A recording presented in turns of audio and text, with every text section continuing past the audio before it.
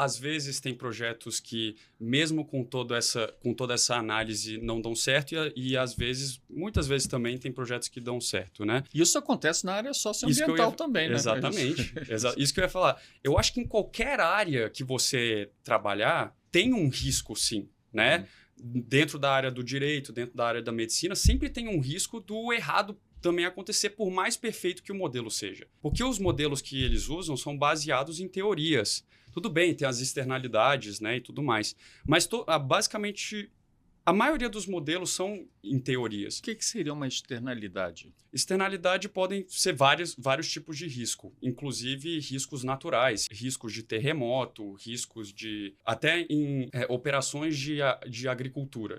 Se o sol não está perfeito, ele pode realmente ter um risco para aquele negócio. Mas também tem outras questões, por exemplo, governança. Se você tiver os stakeholders, né, o board of directors, né, que são os diretores que não tem algum tipo de estratégia de mitigação anticorrupção. Isso é um risco. Questões ambientais, estou falando mais na área mais que a JS Brasil atua agora, para depois explicar um pouco mais a questão financeira mesmo dos negócios. Questões ambientais também. Se a empresa está escavando muito, minerando muito, tem um risco de fazer uma cidade colapsar, por exemplo. Então, a gente já viu casos de risco que você conseguiria controlar e riscos que a gente não consegue controlar. Então, externalidade seria fatores que não podem ser controlados dentro de um processo produtivo. Exatamente. São mais esses riscos naturais, né?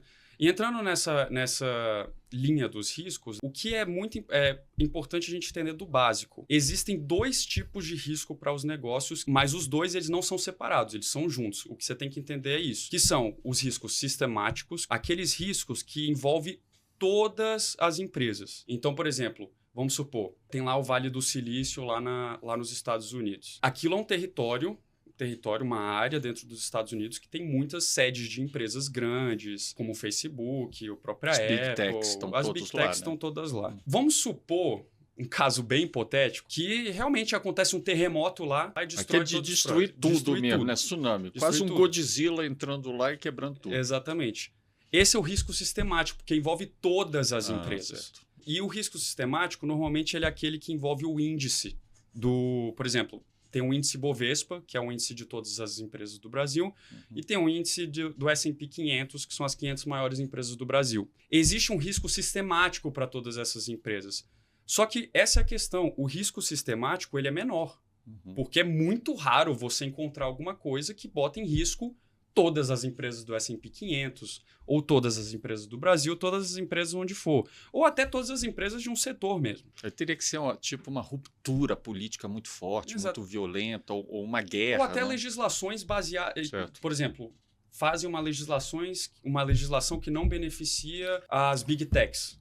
Você não concorda que vai afetar todas as Big Techs? Então é isso. Isso é o risco sistemático, entendeu? Eles são riscos que são menores. Por isso que é mais seguro você investir, por exemplo, dentro de índices do S&P 500, por exemplo, porque é um risco diversificado. Sem contar o risco sistemático, tem o risco que é próprio da empresa, que é o idiosyncratic risk, que em português deve ser risco... Eu não sei se existe essa palavra em português. Endógeno à empresa, né? É o risco particular, intrínseco da empresa. Que é isso que faz realmente o risco da empresa ser maior. E você está pagando para esse risco, que eles chamam de risk premium. Quando você investe numa ação, por exemplo, no Google da vida, existe um risco do Google, por exemplo, colocar uma tarifa em cima só do Google, dos serviços que eles prestam. Isso é o risco da própria empresa. Só que é isso. Para você entender qual é o risco de verdade... Isso é calculado? Você consegue calcular, só que é como eu estou falando. É baseado em evidências que o mercado demonstra. Então, também tem essa diferenciação. Uma empresa de grande porte... Você não concorda que ela tem um risco menor do que uma empresa de menor porte, por exemplo? Lógico. Então é isso. Você consegue calcular baseado dentro do... Você pode fazer um benchmarking dos riscos, né, que tem dentro daquele mercado e depois aplicar com o que a receita do Google dentro dos relatórios que eles têm, né, anuais, dentro da contabilidade deles. E aí o risco de cada empresa, normalmente eles vêm somado entre o risk-free com esse risco do mercado mais o risco particular dele, né? E para você entender, só que além do risco da empresa, o que é o mais importante nesse caso aqui da JS Brasil, que é o que eu vou até aprofundar nesse próximo semestre, é realmente a questão do como você calcula o retorno de projetos financeiros dentro dessas empresas. Essa taxa de risco que você está calculando, ele é importante para você entender como que gera o retorno realmente dentro de um período de tempo de um projeto que está pensando em ser aplicado. Né, deixa eu entender direito. Então, eu tenho lá o meu custo do que eu vou investir para abrir uma loja. Né? Então, eu vou abrir uma confeitaria.